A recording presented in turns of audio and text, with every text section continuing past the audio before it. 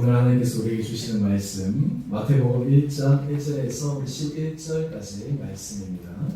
마태복음 1장 1절에서 11절까지 말씀. 우리 저와 여러분이 한 절씩 교독하도록 하겠습니다. 아브라함과 다윗의 자손 예수 그리스도의 계보라.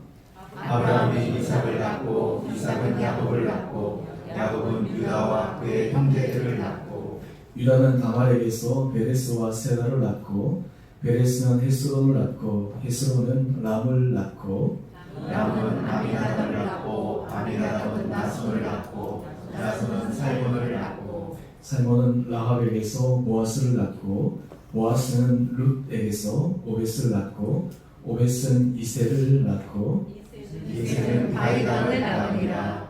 다윗은 우리아의 아내에게서 솔로몬을 낳고 솔로몬은 르호보암을 낳고 르호보암은 아비야를 낳고 아비야는 아사를 낳고 아사는 여호사밧을 낳고 여호사밧은 요람을 낳고 요람은 우시아를 낳고 우시아는 요담을 낳고 요담은 아하스를 낳고 아하스는 히스기야를 낳고 히스기야는 므낫세를 낳고 므낫세는 아몬을 낳고 아몬은 요시아를 낳고 같이 읽읍시다. 바벨론으로 사로잡혀갈 때에 요시아는 여호야와 그의 형제들을 낳으라. 아멘. 우리 대림절 우리 두 번째 주일 우리 2부 예배 나오신 여러분 한 분 한 분들을 다시 한번 주님 이름으로 축복합니다. 이 대림절 특별히 여러분의 삶 가운데 주님의 놀라운 평안이 여러분의 신년 가운데 여러분의 가정 가운데 여러분의 일터 가운데 충만 임하게 되기를 주님 이름으로 축원합니다. 우리의 삶 가운데 주님이 함께 하심으로 주님이 임재하심으로 주님이 동행하심으로 우리의 삶이 날마다 열려지는 그런 은혜가 여러분들 가운데 있기를 원합니다. 저는 우리 성도님들을 위해서 기도할 때마다 또 우리 성도님들 한 분 한 분들을 생각할 때마다 하나님 우리 성도님들 정말 하나님의 은혜 문을 열어주셔서 가면 갈수록 우리의 인생이 정말 하나님의 복을 받아 정말 내가 이 땅 가운데서 하나님의 은혜 복을 받는 사람이다 라는 그런 아름다운 간증이 나오는 모든 우리 성도님들 되게 하시고 우리 가정들 되게 하시고 우리 자녀들 되게 하셔서 내가 힘든 일도 있고 어려운 일도 있고 때로는 우리의 계획과 생각대로 되지 않는 그 순간에서도 날마다 믿음 가운데서 승리하며 나갈 수 있는 우리 모든 한 분 한 분 되시기를 주님 이름으로 축원합니다. 올해 대림절 두 번째 주일을 맞이해서 오늘 마태복음 1장 1절에서 11절까지 말씀 제목 예수 그리스도의 세계라고 하는 제목으로 말씀의 은혜 나누기를 원합니다.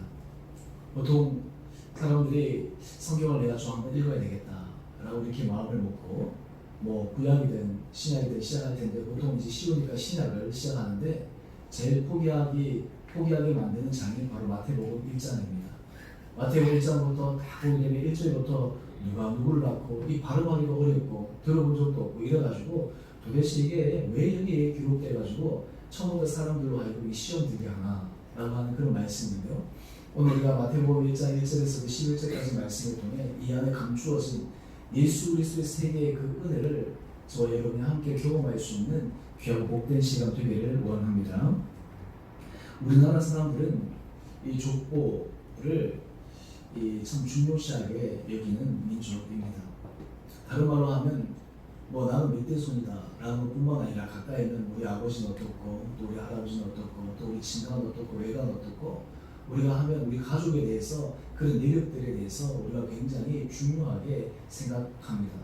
예를 들어서 우리가 이 자녀들이 이제 배우자를 데리고 왔을 때 뭐 며느리가 됐든 사위가 됐든 그 사람 자체뿐만 아니라 그 집안은 어떤지 그 집안 내력은 어떤지 이런 것들을 우리가 다 함께 점검하는 이유가 그만큼 우리들의 정서 속에는 이 가족 또 그리고 이 내려오는 가게 그리고 족보 이런 것들이 굉장히 중요하게 각인된 그런 민족입니다. 우리나라 성씨는 무려 250개가 된다고 합니다. 그리고 본가는 아주 1000여 개가 된다고 합니다. 우리나라 이 가족사, 이 족보에 대해서 연구한 책을 보게 되면요, 조선 중기 중반까지 우리나라 전체 인구의 10% 정도가 양반이었다고 해요. 그리고 전체 인구의 40%가 노비였다라고 합니다. 그래서 이 반상의 계급이 뚜렷한 그런 사회. 그러다가 이제 1800년에 공노비들이 해방되고 그리고 1894년에 신분제도가 철폐되고 양반과 상민의 구별이 사라졌습니다. 그러다서는 이 호적에서부터 이 노비라는 글자가 사라지기 시작하고 그리고 조선 후기가 넘어오면 이 양반, 이 족보를 살 수 있는 그런 제도가 생기니까 많은 사람들이 이 양반의 그 족보, 그 가문을 살기 위해서 많은 돈을 들였던 그러한 시절들도 있었습니다. 그리고 재밌는 것은 1920년대, 1930년대 우리나라 전체 도서 발행 부서의 무려 60%가 족보였다라고 합니다. 그만큼 사람들이 중요하게 생각했던 거예요. 한마디로 해서 이게 신분 세탁이라고 할까요? 족보를 세탁하는 거죠. 나는 양반집이다. 나는 내 돈은 가게 전통이 있다. 우리도 요즘에 보면 그런 전통이 굉장히 중요하잖아요. 우리나라 보면 사람이 그 직함을 그냥 대대로 이렇게 쓰는 경우가 있습니다. 예를 들어서 어느 가문에 이렇게 부모님이나 또 아니면 할아버지가 장관을 했다. 그러면 전직 장관이라는 말을 쓰지 않아요. 장관직 댁인 거예요. 만약에 총리를 했다. 그러면 총리 댁인 거예요. 대학 총장을 했다. 전 총장 말 쓰지 않습니다. 총장의 말을 씁니다. 국회의원을 했다. 전 국회의원 쓰지 않고 전부 다 의원님이에요. 그러니까 참 우리가 한번 하면 그만큼 그게 계속 가서 그 당대뿐만 아니라 그 자손, 그 할아버지. 그래서 보면 우리 할아버지 때 의원이야, 국회의원 했어, 장관 했어, 총리 했어. 사실 주변에 그런 사람들 혹시 만나보신지 모르겠지만 그것을 얼마나 프라이드를 가지고 얘기하는지 모릅니다. 사실 그만큼 우리가 이 가게, 이 가보, 이 계보가 참 우리에게 중요한 자리 매김을 하는데 오늘 그런데 일반 사회 계보는 그러하지만 믿음의 계보, 예수 그리스도의 세계 안에서 주님께서 소중히 여기신 그 계보의 본질은 무엇인가 라고 하는 것이 오늘 우리가 이 마태복음 1장 1절에서 11절 예수 그리스도의 세계를 통해 주님께서 생각하시는 이 가문과 또 그리고 계보와 또 그리고 이 전통 가운데서 어떤 것들을 주님께서 정말 소중히 여기시고 또 그것을 드러내고 하시는가 라고 하는 것들을 우리가 함께 살펴보면서 우리 개인과 우리 가정에도 이런 은혜가 있게 되기를 원합니다. 먼저 첫 번째로 이 예수 그리스도의 세계는 단도직입적으로 믿음의 계보를 보여줍니다. 예수 그리스도의 세계, 예수 그리스도의 가게, 예수 그리스도의 족보에서 가장 중요한 것은 바로 믿음의 계보입니다. 그 사람이 어떤 업적을 남기느냐, 그 사람이 어떤 위치에 올라갔느냐 라고 하는 것보다 더 중요한 것은 믿음의 계보, 믿음의 이것이 전수되어지는가 라고 하는 것을 우리에게 알려주고 그것이 중요한 가치다라고 하는 것을 말씀하고 있습니다. 특별히 이 마태복음 1장 1절은 이것을 단도직입적으로 우리에게 가르쳐줍니다. 우리 마태복음 1장 1절 한번 같이 읽어보시죠. 시작. 아브라함과 다윗의 자손 예수 그리스도의 계보라. 예수 그리스도의 지금 계보라고 얘기하는데 여기에 두 인물을 등장시킵니다. 두 인물이 바로 아브라함과 다윗입니다. 많은 예수님의 성전들이 있었는데 그 가운데서 두 사람의 이름을 들어서 바로 아브라함과 다윗의 자손 예수 그리스도의 계보라. 헬라 원어권에 보게 되면 아브라함보다 다윗이 먼저 나오고 이어서 이 아브라함이 나오기도 하는데요. 어떻게 됐든 간에 이 아브라함과 다윗은 예수님 계보에 있어서 굉장히 중요한 인물이었습니다. 왜 이 사람들이 이 믿음의 계보에서 중요한 위치에 차지하고 또 심지어 그 많은 선진들 가운데 대표적인 이름으로 이 예수님의 족보를 소개하는 그런 인물들로 소개되었을까? 이 아브라함과 다윗의 공통점을 우리가 함께 살펴볼 필요가 있습니다. 먼저 이 아브라함과 다윗은 사실 우리가 생각할 때 범접할 수 없는 그런 위대함도 있습니다. 그런데 또한 일반 사람들이 보여주었던 개인적인 허물도 다 가지고 있는 사람입니다. 예를 들어서 아브라함 같은 경우에는 그가 자기의 생명을 부지하기 위해서 자기 아내를 누이라고 얘기한 적이 있었습니다. 애굽으로 내려갔을 때 자기 아내 아리따움을 보고 혹시 자기를 죽이고 아내를 데려갈까라고 하는 그 두려움으로 인해서 아내에게 당신이 날 누이라고 얘기하라. 애굽은 바로에게 그렇게 얘기를 한 거예요. 그러나 하나님께서 그때 이 아브라함을 살려주셨습니다. 또 그리고 그 모든 이 부부라는 것이 밝혀져서 그 바로에게 큰 은혜를 입었습니다. 한 번의 실수는 용납될 수 있는데 그로부터 한 20년의 시간이 지난 다음 또 바로 그랄과 아비멜렉이라고 하는 그 왕에게 또 자기 아내를 누이라고 이야기를 한 거예요. 또 생명을 부지하기 위해서. 한마디로 얘기해서 한 번 실수하면 되는데 이 똑같은 실수를 두 번이나 반복한 사람이었어요. 또 심지어는 이 아브라함은 믿음의 사람이기도 했지만 이 다른 이게 귀가 조금 이게 얇았는지 아내가 막 얘기를 하니까 그래? 그러면 나도 이 첩을 들여서 한번 육신의 아들 낳아봐야 되겠다. 그래가지고 육신의 아들 이스마엘을 놓기 그런 실수를 한 사람이었어요. 다윗은 어떠합니까? 다윗도 보면 사실 그의 인생에 있어서 오점이 없는 그런 모습으로 남아있으면 참 좋은데 다윗도 그의 인생에 있어서 오점이 있는데 그 오점이 엄청난 오점을 남긴 사람이었습니다. 그가 왕자리에 올랐을 때 이제 자기 마음에 조금 긴장감이 좀 풀리고 해이해졌을 때 한 여인을 보고 흠모하고 마음에 이렇게 빠져버려서 그 아내의 남편이 자기 충직한 부하였음에도 불구하고 이 여인을 데려오기 위해 그 충직한 그 자기 부하를 살해 교사를 내리는 그런 시도를 합니다. 그리고 심지어는 그 아내를 데려오고 나서도 모든 사람이 알지 못하도록 하는 그런 음모도 꾸미게 됩니다.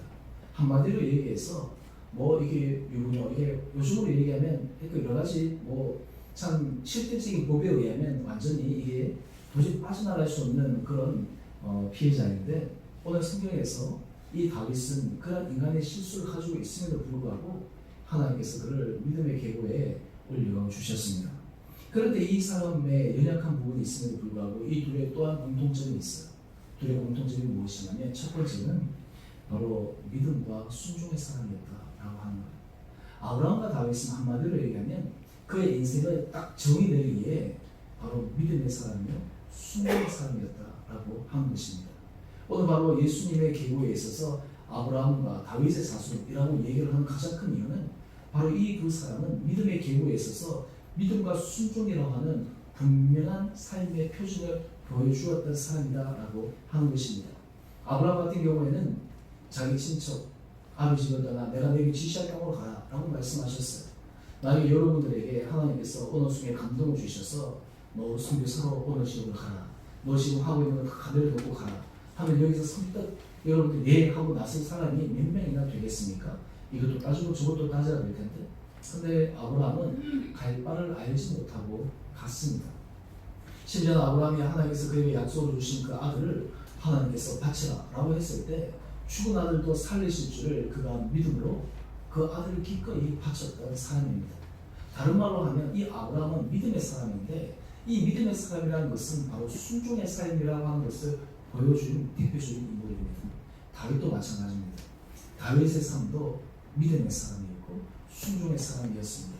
그의 기름 부음을 하나님께서 허락하시고 사울의 손에 쫓겨가 났지만 하나님께서 그를 세우실 것을 그는 믿음으로 계속 그 길을 걸어갔습니다. 심지어 사울이 자기의 손에 들어와서 자기가 그 사울의 손에서 벗어날 수 있는 그런 기회가 주어졌을 때 이 다윗은 그 기름 부음 받은 사울을 해치는데 그는 가담하지 않았습니다. 오히려 자기의 부하들을 말렸습니다.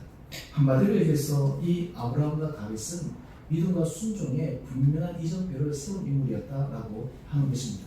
여러분 우리가 믿음의 계보에 선다라고 하는 것은 다른 말로 하면 이 믿음과 순종에 관한 구체적인 분명한 표준들이 우리 삶 가운데 있는가라고 하는 거예요. 그 다음에 두 번째 이 사람의 공통된 특징은요 예배의 사람이었습니다. 예배를 중요하게 여기는 사람이었습니다. 아브라함이 창세기 12장에 보면 하나님께서 그를 이 가나안 땅으로 인도하시는데 그에 가서 첫 번째 했던 것 가운데 하나가 베델에 단을 쌓습니다. 예배를 드립니다. 믿음과 순종의 사람이 드러나는 가장 대표적인 모습 가운데 중요한 특징은 바로 예배의 사람이라는 거예요. 예배를 중요하게 여기는 사람이라는 거예요. 예배를 소중하게 여기는 사람이라는 거예요. 왜냐하면 그 예배의 자리가 하나님을 만나는 자리요. 또한 그 예배의 자리가 하나님의 은혜 복을 받는 귀한 자리이기 때문에 그러합니다. 다윗도 마찬가지였습니다. 그가 가는 곳마다 늘 하나님 앞에 찬양과 그리고 기도와 예배의 자리가 그의 삶에 늘 있었습니다. 심지어 그가 왕위에 오르고 난 다음 여호와의 궤를 그가 머무는 성에 데려오기 위해 가져오기 위해 그는 많은 노력을 기울였습니다. 오늘 이 아브라함과 다윗이 이 믿음의 계보에 제일 첫 번째 이름이 올랐던 이유는 바로 이 사람들은 믿음과 순종의 사람이 또한 동시에 하나님 앞에 예배를 소중히 여기는 귀하고 복된 자였다라고 하는 것입니다. 오늘 그러면 오늘 우리는 이런 계보 가운데 어떤 자리에 매김하고 있을까요? 오늘 바로 아브라함과 다윗의 자손 예수의 계보라 하면서 이 계보가 끝나지만 실제로 이 계보는 예수님으로부터 오늘 우리에게까지 계속 이어지는 그 예수의 계보로 우리에게까지 다가옵니다. 갈라디아서 3장 7절 말씀을 보면 그런즉 믿음으로 말미암은 자들은 아브라함의 자손인 줄 알지어다. 다른 말로 하면 우리 믿음의 계보가 바로 예수의 계보 또 그리고 이 아브라함의 계보에 함께 맞닿아져 있다라고 하는 것을 오늘 말씀은 우리에게 알려주는 육신의 부모, 육신의 족보 보다 더 중요한 것은 바로 이 믿음의 계보, 이 믿음의 그 가문 가운데 내 한 사람이 하나님의 은혜 가운데 서 있다라고 하는 이런 담대한 고백이 우리로 하여금 현재 삶에 우리의 모습을 증거하고 우리의 모습을 걸어갈 수 있는 귀한 계기가 된다라고 하는 것입니다. 오늘 이러한 믿음의 계보에 서 있는 사람들은 늘 그 마음속에 하나님께서 우리에게 원하시는 것들을 마음속에 새겨야 되는데 그에 대한 중요한 하나님의 지침이 바로 디모데전서 6장 11절 12절 상반절의 말씀입니다. 우리 같이 한 목소리로 이 말씀 읽어보겠습니다. 시작. 오직 너 하나님의 사랑아 이것들을 피하고 의와 경건과 믿음과 사랑과 인내와 온유를 따르며 믿음의 선한 싸움을 싸우라 영생을 취하라.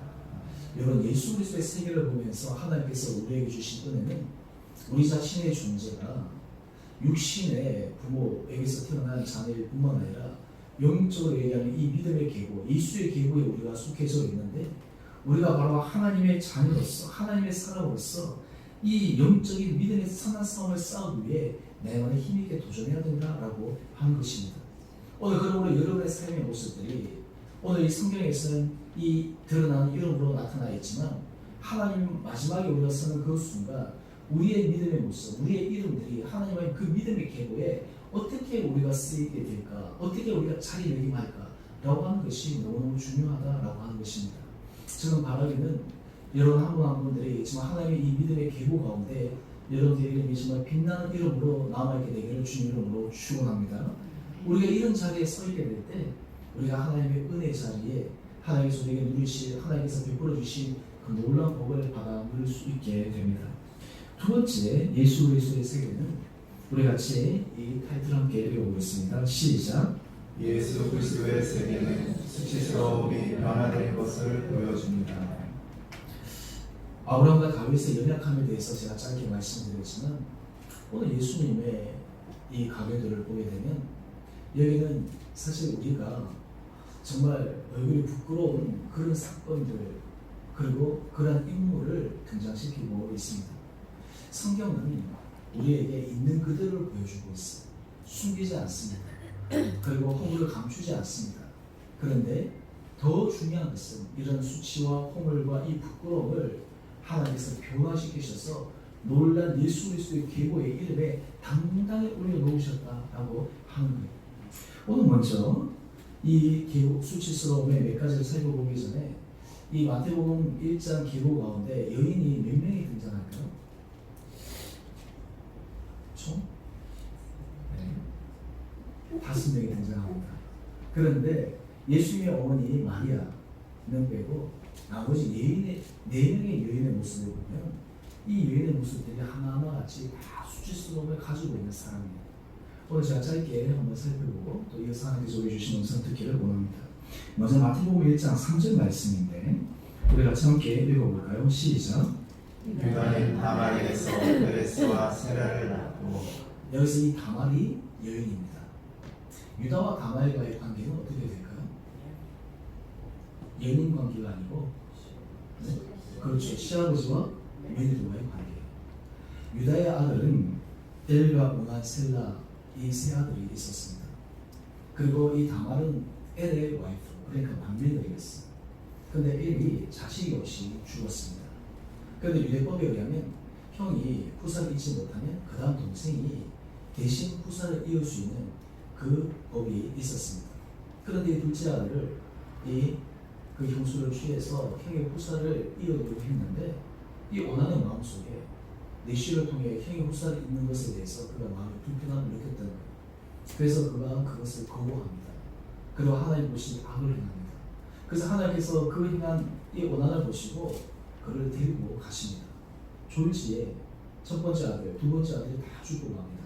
그런데 세 번째 태어난 이 셀라가 있는데 이 유다도 자칫 잘못하다가 이 세 아들을 다 잃을 것 같으니까 이 다말에게서 좀 이렇게 멀리 가 있어라. 이 셋째 아들 크면 내가 어떻게 해보겠다라고 얘기하고는 아무 기회도 주지 않아요. 그러던 어느 날 이 다말이 자기가 사는 곳에 자기 시아버지가 온다는 얘기를 듣습니다. 근데 이 다말이 굉장히 담대한 계획을 세우는 거예요. 어떤 계획을 세우냐면 자기가 이 창기에 그 복장을 하고 이 유다를 유혹해요. 그리고 하룻밤을 자게 됩니다. 하룻밤을 자면서 하룻밤을 잔 증표를 받게 됩니다. 그러고 나서 이 유다가 아무것도 모르고 돌아와서 그 증표를 찾기 위해서 이 사람을 찾았는데 그 지역에는 그 몸을 파는 그런 사람이 없었다라고 하는 거예요. 그거 참 이상하다 하고 그냥 잊어버렸는데 시간이 좀 지나고 나서 이상한 소리가 들려옵니다. 자기 며느리가 임신했다는 소식이에요. 유다는 굉장히 이렇게 화가 나면서 어떻게 이런 일이 있을 수 있나 그러면서 그 며느리를 데리고 옵니다. 그러면서 며느리를 추궁합니다. 어떻게 이럴 수가 있냐. 그때 이 며느리가 나와 함께 잠자를 하고 이 태에 이 아이의 아버지가 바로 이 사람 것입니다 하고 증표를 내어놓는데 바로 그 증표가 유다 것입니다. 그래서 이 유다가 그래 이게 다 내 잘못이다 하고는 그냥 그것을 듣고 넘어갔어.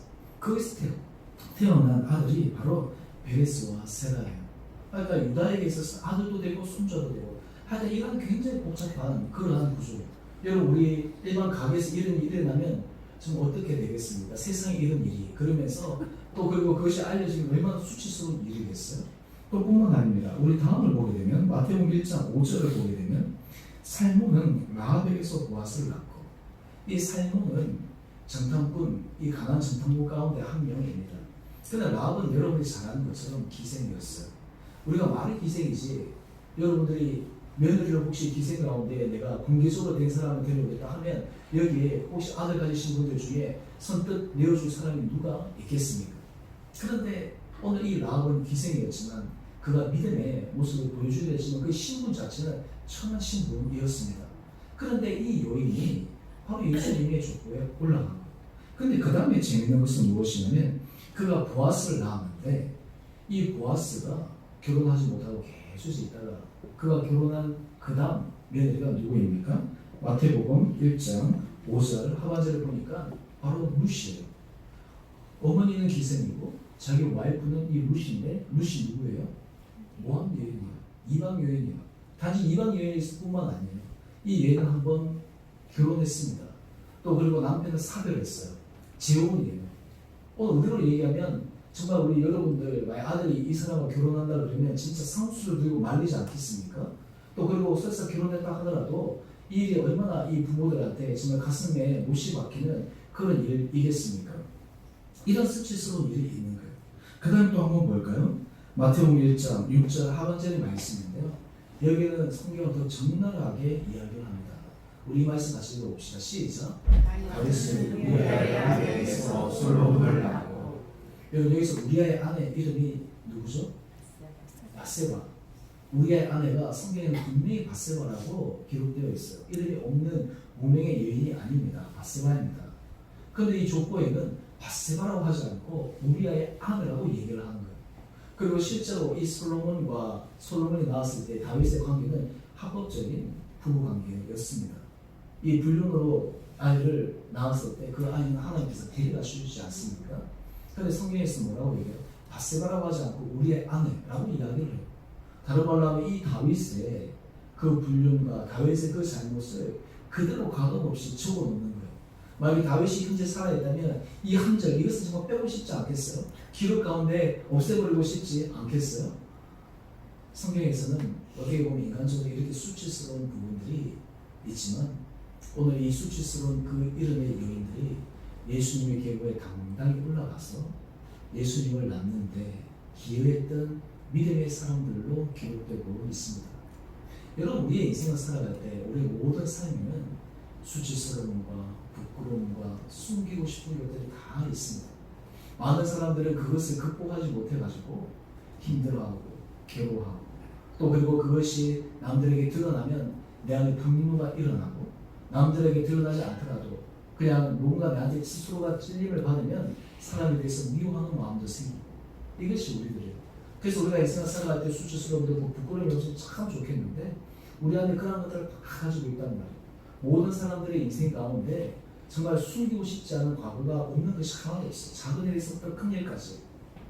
그런데 예수 그리스도의 세계에는 이 수치스러움이 변화되어 하나님의 놀라운 은혜의 사건으로 바꿔주신 힘이 이 예수 그리스도의 세계 안에 있다라고 하는 거예요. 인간적으로 얘기하면 수치스러운 일이요, 인간적으로 생각하는 부끄러운 일이지만 그것이 예수 그리스도의 은혜의 세계 안에 들어오게 되면 하나님께서 그것을 변화해내서 하나님의 놀라운 선을 행하시는 하나의 통로로 사용하신다라고 하는 거예요. 오늘 이 네 명의 여인이 부끄러운 이름으로 이 계곡에 올라와 있지만 그 이름으로 인해서 그 사람의 수치가 드러나는 것이 아니라 이 사람들이 바로 예수님의 계곡에 믿음의 여인들로 아름답게 당당하게 이름을 올릴 수 있는 그런 모습이었다라고 하는 것입니다. 여러분, 우리가 예수 그리스도의 세계 안에 들어가면 하나님께서 우리에게 이런 은혜를 허락하여 주십니다. 우리에게 이런 은혜를 허락하여 주십니다. 우리가 인생을 살아갈 때 우리가 많은 부분들에 있어서 사람들에 대해서 수치스러움과 사람에 대해서 부끄러움과 사람에 대해서 감추려고 하고 이런 것들에 대해서 우리가 얼마나 많은 에너지와 또 얼마나 많이 우리가 정말 불필요한 그런 신경을 쓰는지 몰라요. 그런데 우리가 하나님의 은혜 아래 들어오게 되면 이러한 것들이 수치가 아니라 하나님의 은혜 가운데 새로운 은혜의 계기의 중앙점이 될 줄 믿으시기 바랍니다. 다른 말로 하면 우리 안에서 다른 사람들의 내려오는 부끄러움, 수치스러움, 이것은 하나님께서 우리에게 은혜를 주시기 위한 믿음의 통로요, 그리고 하나님 주신 은혜의 축복의 길이다라고 하는 거예요. 우리 성도님들의 기도 제목들을 저한테 줄 때, 또 그리고 제가 개인적으로 기도 제목을 받을 때 제가 어떤 기도 제목들은 저희 성도님들 개인 기도 제목들을 함께 공개하면서 같이 기도 제목들이 있고 어떤 부분들은 저 혼자만 가지고 기도하는 부분들이 있는데 제가 그런 부분들을 가지고 기도할 때마다 늘 하나님 앞에 드리는 기도가 있어요. 그것이 무엇이냐 하나님, 우리 성도님들의 이런 어려움과 이런 아픔이 변화가 되어서 이것을 통해서 하나님의 더 큰 은혜 자리로 들어가게 하여 주시옵소서. 나중에 시간이 지나서 돌이켜봤을 때 나의 정말 이 어려움이, 나의 힘듦이, 때로 나의 이 부끄러움이 하나님께서 나를 새롭게 만들어주신 은혜의 계기가 되었다라고 하는 믿음의 고백이 있게 되기를 소망하는 마음으로 기도합니다. 오늘 우리 성도 안에 하나님 주신 그 은혜는 바로 예수 그리스도 세계 안에 주신 이 믿음의 계보가 우리에게 말씀해 주는 분명한 증거다라는 것입니다. 그래서 에베소서 2장 8절 9절 말씀인데 우리 이 말씀 같이 함께 읽어보겠습니다. 시작.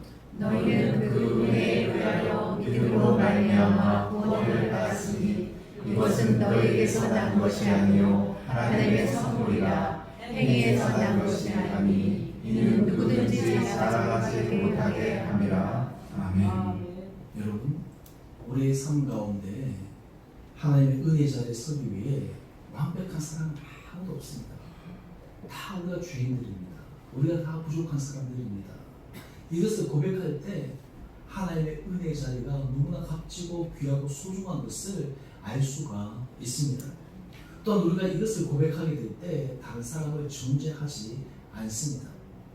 가늠한 여인이 예수님 앞에 잡혀왔을 때 많은 사람들이 예수님께서 이 가늠한 여인을 어떻게 처리할지 지켜보고 있었습니다. 율법으로 의하면 그 여인은 죽어야 했습니다. 그때 예수님께서 그렇게 말씀하셨어요. 너희 중에 죄 없는 자가 먼저 돌을 치라. 그랬더니 성경에 보니까 나이 많은 사람에서부터 젊은 사람까지.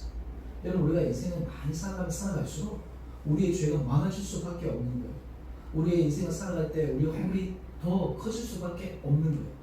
그런데 우리가 하나님 앞에 이런 죄악과 이런 연약함과 이런 부족함이 많음에도 불구하고 하나님께서 우리를 믿음의 자녀로 불러주시고 우리에게 복을 허락하여 주시고 우리를 축복하여 주시는 것은 우리의 힘이 아닌 전적인 하나님의 은혜입니다. 저는 여러분의 신년 가운데 이런 은혜가 여러분 가운데 고백되어지기를 주님으로 축원합니다. 저는 지난 한 주 동안 우리 교회가 주은혜 교회이지 않습니까? 제가 예배 때 수요 예배 때도 제가 그 말씀을 잠깐 드린 적도 있고 하지만 이 주은혜 교회 하나님의 은혜 가운데 참 이런 걸 잘 지은 거예요. 모든 것이 주님의 은혜이지 않습니까?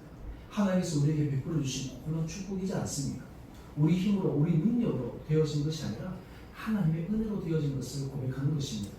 그럴 때 우리의 수치스러움과 우리의 부끄러움도 우리 연약함도 하나님께서 우리를 통해서 일하시는 은혜의 통로가 되는 것이고 또한 우리 삶 가운데 하나님께서 우리를 붙들어주신 믿음의 능력 가운데 우리가 새롭게 서게 될 때 하나님께서 우리를 통해 하나님의 정말 놀라운 정말 축복의 통로로 세워주실 줄 믿습니다. 여러분의 신년 가운데 하나님께서 이런 은혜를 허락해 주시기를 원합니다. 세 번째, 이 예수 그리스도의 세계에 있어서 가장 중요한 포인트인데요.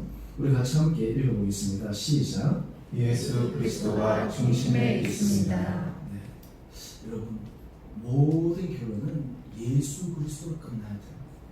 오늘 마태복음 1장 17절 말씀을 보면 그런즉 모든 대수가 아브라함부터 다윗까지 14대요 다윗부터 바벨론으로 사로잡혀 갈 때까지 14대요 바벨론으로 사로잡혀 간 후부터 그리스도까지 14대라. 이 믿음의 계보의 마지막 종착점은 예수 그리스도입니다. 모든 것이 예수 그리스도만이 드러나야 되는 거예요. 계시록 22장 13절은 이렇게 우리에게 말씀합니다. 우리 같이 함께 읽어볼까요? 시작. 나는 알파와 오메가요 처음과 마지막이요 시작과 마침이라. 여러분, 신앙 안에서 성숙되었다라고 하는 것은 다른 말로 하면 우리의 모든 삶의 중심이 예수께 있다는 것입니다. 우리의 삶의 모든 결론이 예수께 있다라고 하는 것입니다. 우리가 하나님 앞에 집중된다고 하는 것은 바로 여기에 있습니다. 여러분들의 삶은 어떻습니까? 여러분들의 삶의 자리를 통해 여러분 삶의 모든 결론이 예수 그리스도만이 드러내기를 소망하는 마음들이 여러분 가운데 있습니까? 여러분, 우리가 왜 복을 받아야 됩니까? 하나님 우리를 왜 축복하여 주셔야 합니까? 하나님께서 우리 자녀들을 왜 축복하여 주셔야 합니까? 우리가 하나님 앞에 간구하고 기도할 때 왜 하나님 은혜의 문을 열어주십시오? 우리가 왜 기도해야 합니까? 또 그리고 그렇게 당당하게 할 수 있는 그 이유가 무엇입니까? 예를 들어서 우리가 어떤 문제가 해결되고 복을 받는 것이 우리의 목적이라면 하나님께서 좀 기다려라고 말씀하실 거예요. 하나님께서 은혜 문화에 들어가기 위해서 하나님께서 우리에게 기대하시는 것은 하나님 예수 그리스도만이 드러나기를 원합니다. 내 삶 가운데서 주님만이 드러나기를 원합니다. 라는 그런 믿음의 고백이 있을 때 우리가 은혜 복을 받아야 되는 거예요. 저는 우리 성도님들은 정말 가면 갈수록 하나님께서 그런 은혜 복을 받기를 정말 간절히 간구하고 있습니다. 그런데 하나님께서 왜 우리들에게 이런 은혜 복을 부어주셔야 되겠습니까? 개인적으로나 우리 자녀들에게나 때로는 힘들고 어려움이 있지만 나중에 지나면 하나님께서 큰 은혜 문을 열어주시기로 어떻게 우리가 담대하게 얘기할 수 있는 그 근거가 무엇입니까? 바로 그 근거는 바로 우리의 삶의 중심, 우리의 삶의 결론이 예수 그리스도이심을 고백할 수 있는 성도가 될 때 바로 우리 안에 주님에 대한 담대한 그리고 당당한 그런 간증이 있을 수 있을 것입니다. 그래서 사도 바울은 이러한 자신의 마음의 중심을 이렇게 고백합니다. 우리 빌립보서 1장 20절 말씀인데요. 우리 같이 함께 읽어보겠습니다. 시작. 나의 간절한 기대와 소망을 따라 아무 일에든지 부끄러워하지 아니하고 지금도 전과 같이 온전히 담대하여 살든지 죽든지 내 몸에서 그리스도가 존귀하게 되게 하려 하나니. 여러분, 예수 그리스도의 세계가 우리에게 보여주는 것은 바로 이 빌립보서 1장 20절이 바로 키포인트예요. 살든지 죽든지 내 몸에서 그리스도가 존귀하게 되게 하려 하니. 내 안에 예수 그리스도가 존귀하게 되기 위함이다 라고 하는 거예요. 여러분, 우리가 신앙생활을 할 때 때로는 우리가 신앙생활을 잘못할 때가 있습니다. 그 이유는 예수 그리스도가 존귀하게 되는 것이 아니라 내가 존귀해야 된다라고 착각할 때가 있어요. 그렇게 되면 신앙이 주객전도가 일어나는 거예요. 그러니까 하나님의 은혜 가운데 우리가 설 수가 없는 거예요. 우리의 모든 삶의 결론이 예수 그리스도가 존귀하게 되기를 원할 때 우리의 은혜, 우리의 삶이 하나님의 은혜를 받을 수 있는 복된 자가 될 수가 있습니다. 우리가 신앙생활을 하면서 우리가 시험을 들 때 많은 경우에는 예수 그리스도가 존귀하게 되는 그 길을 걸어가지 않고 내가 존귀하게 되는 그 길을 걸어가다가 내가 상처받기도 하고 시험 들기도 하고 또 내가 힘들어지는 거예요. 오늘 예수 그리스도 세계에서 우리에게 보여주는 것은 우리 안에 이 예수 그리스도만이 존귀하게 하기 원하는 그런 마음의 은혜가 있느냐라고 하는 거예요. 오늘 이 시대에 하나님께서 찾으시는 그 사람, 하나님께서 어떤 사람을 찾으실까? 하나님께서 어떤 사람에게 정말 은혜 복을 부어도 정말 넘치게 되는 그런 놀라운 복들을 부어주실까? 바로 그 마음의 중심이 예수 그리스도만 존귀하게 하기를 원하는 그 마음에 깊은 간절한 소망이 있는 사람이지 않겠습니까? 저는 바라기는 여러분 한 분 한 분들에게 하나님께서 이런 은혜를 허락하여 주시기를 원합니다. 여러분, 우리 부모들 입장에서 우리 자녀들을 위해서 간구하는 마음들이 있잖아요. 크잖아요. 여러분, 그 기도 제목 가운데 우리 자녀가 정말 이 세상에서 잘 되고 복받고 정말 유명하고 좋은 학교 가고 이런 것. 근데 그 다음에 우리의 기도가 붙어야 돼요.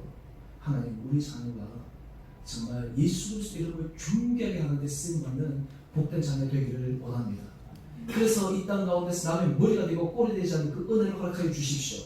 라는 그런 담대한 믿음의 고백들이 우리 가운데 있어야 되는데, 여러분의 사업체, 여러분의 일터도 마찬가지입니다. 하나님, 내 일터가 정말 예수 그리스도 이름이 존귀하게 되기를 소망합니다. 나의 삶의 자리가 예수 그리스도가 존귀하게 되기를 소망합니다. 오늘 사도 바울이 살든지 죽든지 내 안에 때로는 손해가 있을 수 있고 어려움이 있지만 그 안에 예수 그리스도만이 존귀하게 된다면 그 자체가 복의 인생이야, 아름다운 인생이다 라는 것을 고백하는 사람들에게 하나님께서 은혜의 문을 열어주시지 않겠습니까? 오늘 우리가 이 대림절 두 번째 주일을 맞이해서 여러분의 신년 가운데 이 예수 그리스도의 세계의 이 은혜가 여러분 신년 가운데 깊게 새겨지게 되기를 주님의 이름으로 축원드립니다. 여러분의 신년 가운데 정말 믿음의 계보가 이어지는 복된 자녀 되기를 소망합니다. 우리의 수치스러움과 우리의 부끄러움과 우리의 연약함이 변하여 하나님께서 역사하시는 놀라운 축복의 통로가 여러분의 삶에 되어지기를 주님의 이름으로 축원합니다. 우리의 삶의 중심과 우리의 삶의 목표와 우리의 삶의 모든 정말 핵심의 문제가 정말 예수 그리스도를 존귀하게 하기 위해서 힘있게 전진해 나갈 수 있는 여러분 되기를 소망합니다.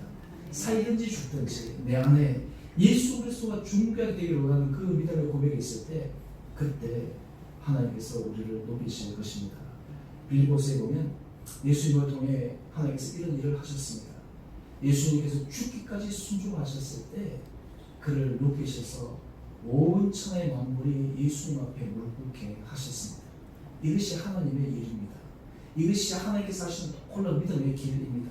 내가 내 자신을 높이려고, 내가 내 자신을 올리려고, 내가 하는 그런 것들이 아니라 하나님 은혜 가운데 그 길을 걸어가는 것입니다.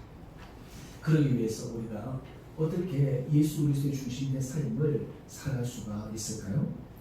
오늘 여러분 주목 칼럼을 한번 보시죠. 주목 칼럼에 보면 이 갈마의 놀자에서 등장한 에피소드 얘기를 제가 잠시 소개했습니다. 저는 이 글을 예전에 영화를 본 적도 있는데요. 이 글을 읽으면서 거기 보니까 이제 조폭들에게 하나의 질문이 던져집니다. 밑빠진 독에 물을 채우라. 물을 완벽하게 채우면 내게 부조할 수 있겠다라고 하는 거예요. 근데 여러분, 밑빠진 독에 물을 보면 채워집니까? 채워지지 않습니까? 절대 안 채워지잖아요. 근데 저는 이 글을 읽으면서 어떤 생각이 확 떠오르냐면, 야, 우리 인생이 이와 같구나. 우리 인생의 죄와 허물과 아주 부족함이 많은데 우리 힘으로 이 채우기 위해서 온갖 정말 노력과 기울이고 해도 좀 채워지다 싶으면 안 채워지고 좀 채우다 싶으면 안 채워지고 라고 하는 거예요. 오늘 그런데 여기서 보니까 이 조직 공격배들이 하는 방법을 한번 보세요. 제일 첫 번째 이 패러그램 마지막을 보면 그들이 단순 무식한 방법으로 어떻게 했냐면 이렇게 씁니다. 다름 아닌 물이 빠져나가기 전에 먼저 하나의 물을 채운다. 보면 그럴싸한 거예요. 물 빠져나가기 전에 막 채우면 채워질 것 같죠? 그런데 빠져나가기 전에 채울 수가 없는 거예요. 우리 인생에 이렇게 사는 경우가 참 많은 거예요. 우리도 흔히 빠져나가기 전에 더 채워가지고 채우자. 결론은 하나도 없는 거예요. 그런데 어떻게 될까요? 이미 빠진 이 독을 연못에다가 던져버리니까 이 독이 그 연못을 쭉 가라앉으면서 거기 물이 차근차근 채워지는 거예요. 여러분, 예수 그리스도의 세계와 예수 그리스도의 은혜는 우리 모든 인생은 밑빠진 독과 같은 거예요. 터진 웅덩이와 같은 거예요. 우리 힘으로 우리의 인생을 채우고 우리 자녀를 채우고 우리 일터를 채우려고 하면 얼마나 우리가 수고하고 때로는 힘들고 지치고 난무하고 그리고 어려운지 몰라요. 하지만 우리가 예수 그리스도의 은혜 안에 우리가 깊이 들어갈 때 하나님 앞에서 우리가 온전히 침잠될 때 우리의 은혜의 자리가 정말 주님의 은혜의 물결로 가득 채워줄 수 있는 복된 삶이 되어질 줄 믿습니다. 오늘 우리가 할 일은 바로 이 포도나무 가지 비유처럼 내가 어떻게 하면 내가 예수님께 붙어 있을 수 있을까? 어떻게 하면 그 은혜 자리에 내가 깊게 들어갈 수 있을까? 내가 어떻게 하면 그 은혜 자리를 내가 사모하며 그 은혜 자리에서 내가 계속해서 머물 수 있을까? 그럴 때 하나님께서 여러분의 가정, 여러분의 자녀, 우리의 삶 가운데 은혜의 풍성함을 채워줄 수 있게 되기를 될 수 있으리라 믿습니다. 우리 인생에 있어서 이것이 바로 영적인 논리요, 이것이 하나님께서 우리 인생을 새롭게 하시는 놀라운 주님께서 말씀해 주신 약속의 원리입니다. 저는 바라기는 여러분의 신령 가운데, 여러분의 삶 가운데 이런 믿음의 은혜 결단들로 이번 한 주도 믿음 가운데 승리하며 살아갈 수 있는 주님 이름으로 축원드립니다. 우리 함께 같이 우리 찬양하겠습니다. 우리 오직 예수뿐이네. 우리 찬양하십시다.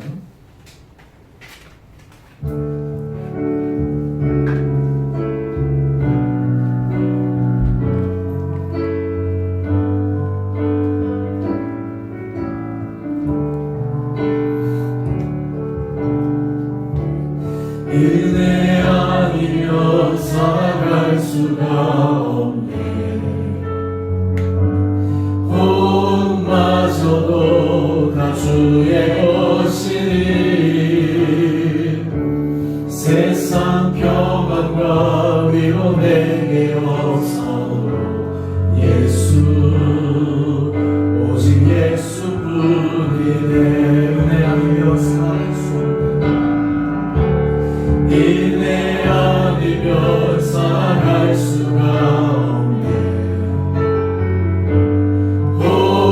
혼마저도 다 주의 것이니 세상 평안과 위로 내게 없사도 예수 오직 예수뿐이네.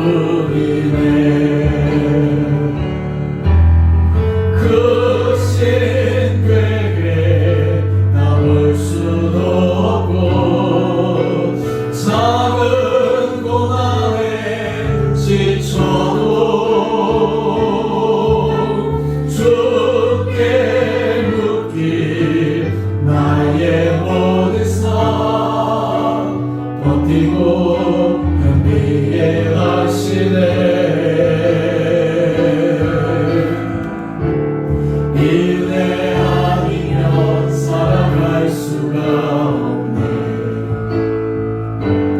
나의 모든 것 다 주께 맡기니 참된 평안과 위로 내게 주신 주 예수 오직 예수. 우리 한 번 더 생각합시다. 은혜 아니면 살아갈 수 없네. 은혜 아니면 살아갈 수가 없네. 고음마저도 다 주의 것이니 세상 평안과 위로 내게 없어도 예수 오직 예수뿐이네.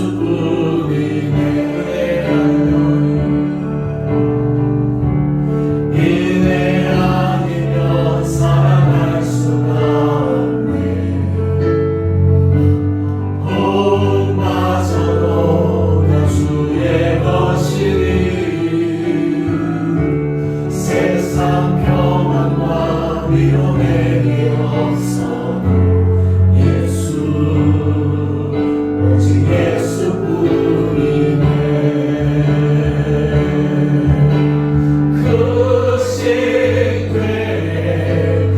볼 수도 없고 작은 고난에 지쳐도 주께 묻기 나의 모든 삶 버티고 견디게 하시네. 은혜 아니면 살아갈 수가 없네.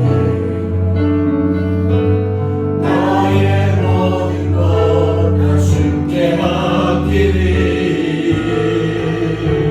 참된 평안과 위로 내게